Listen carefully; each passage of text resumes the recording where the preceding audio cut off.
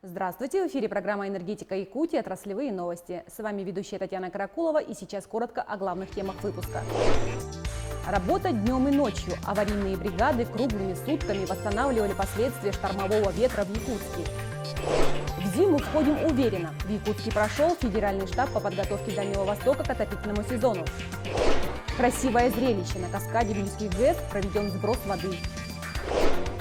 Штормовой ветер, который обрушился на Якутск 8 сентября, нанес серьезный ущерб сетевому хозяйству энергетиков. Чтобы ликвидировать повреждения, аварийные бригады центральных электрических сетей работали круглыми сутками. Для этого были привлечены все резервы, в том числе из Покровска и Намцев. Подробности в материале Дмитрия Макарова. Кровельное железо на проводах, многочисленные короткие замыкания и покосившиеся электроопоры. Штормовой ветер, обрушившийся на Якутск и пригородные поселки, нанес большой урон сетевому хозяйству. За 5 лет, которые работаю, это был первый раз, когда было так тяжело действительно. То есть персонал практически не спал, и все находились на работе. Энергетики приступили к ликвидациям аварий сразу. Ущерб оказался настолько большим, что пришлось задействовать все резервы. Были привлечены энергетики с оперативных выездных бригад и службы воздушных линий распределительных сетей, службы ТП, трансформаторных подстанций, службы кабельных линий и высоковольтных линий и подстанций. А также привлечены силы соседних РЭС из Покровска и Намцев. Более 600 тысяч звонков с жалобами на отсутствие света поступило в диспетчерскую службу. Принято свыше 500 заявок и выявлено около 250 дефектов. В основном они касались линий с низким классом напряжения 0,4 киловольта. Они наиболее уязвимые. Протяженность линии 0,4 киловольта в городе Якутске у нас составляет 1300 километров. Да? Из них много линий, которые 70-го, 80-го годов постройки, которые требуют внимания. Таких линий у нас более 700 километров.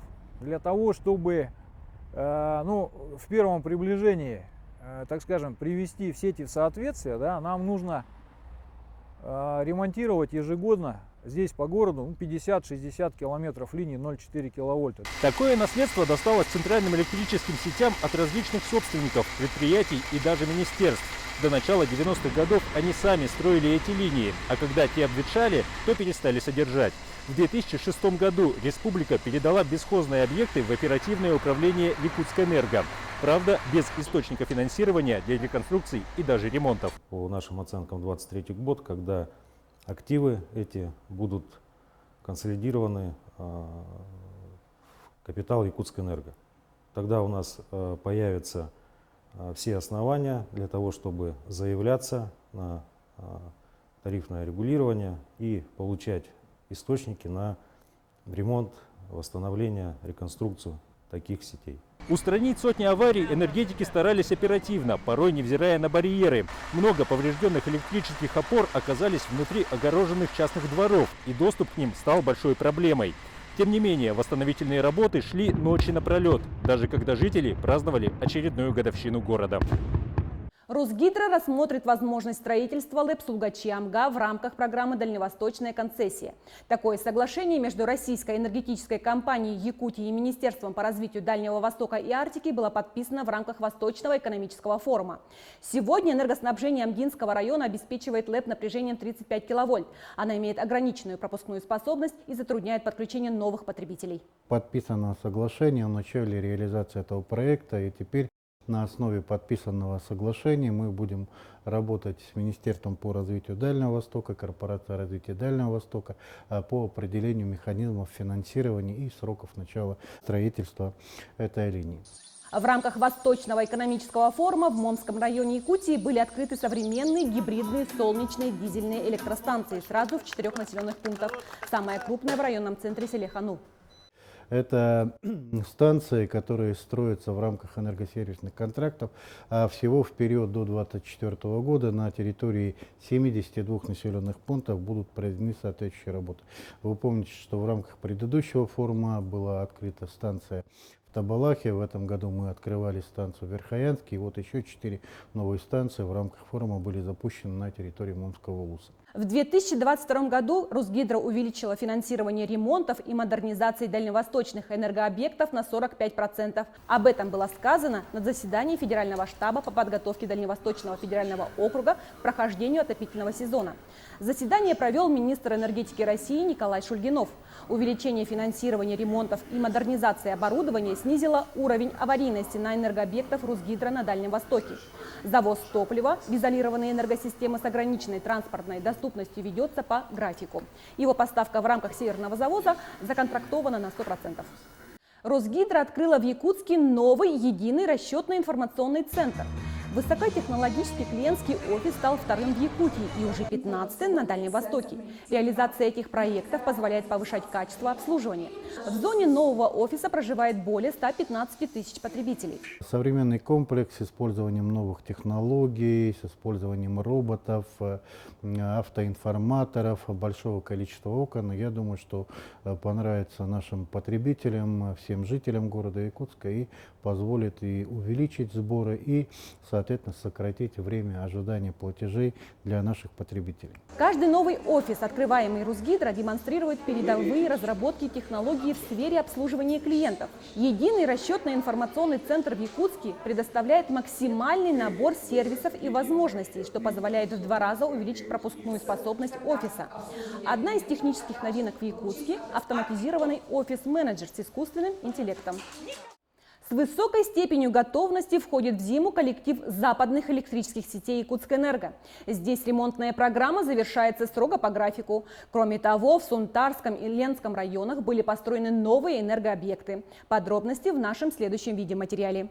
Про такие объекты принято говорить, еще краска не обсохла. Новая подстанция под названием «Химия» построена на окраине села Сунтар и работает меньше месяца. Ее класс напряжения 35 на 10 киловольт.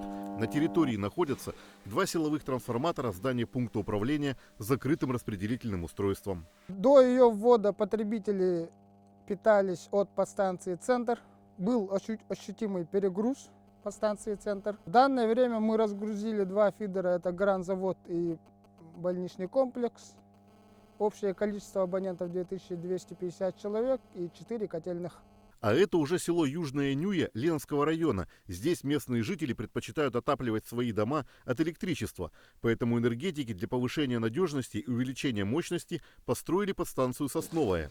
К модернизации они подошли комплексно, повысив класс напряжения ЛЭП с 10 до 35 киловольт. До ввода в эксплуатацию подстанции «Сосновая» питание производилось поселка Южная Нюя по воздушной линии 10 киловольт, протяженностью 80 километров. Для такого класса напряжения это значительное расстояние, поэтому были проблемы с напряжением у потребителей, и также не было возможности увеличения потребительской мощности. Все эти объекты подчиняются западным электрическим сетям Якутскэнерго. Их территория простирается от Вилюйского до Ленского районов. Несмотря на такие огромные расстояния, к зиме подготовились качественно в каждом населенном пункте. У нас всего было определено 49 мероприятий, именно направленных на прохождение отопительно-зимнего периода. В настоящее время более половины мероприятий выполнены на 100%, и оставшаяся часть мероприятий на настоящий момент выполнено порядка 70-80%. То есть мы идем в срок, мы идем по планам. С наступлением зимы энергетики не прекращают плановое обслуживание. Как они сами говорят, работы идут круглый год. Например, в некоторые места можно добраться только по замерзшим болотам. Поэтому само понятие подготовка к зиме не имеет четких границ. На каскаде Вилюйский ГЭС в сентябре проводились холостые сбросы воды.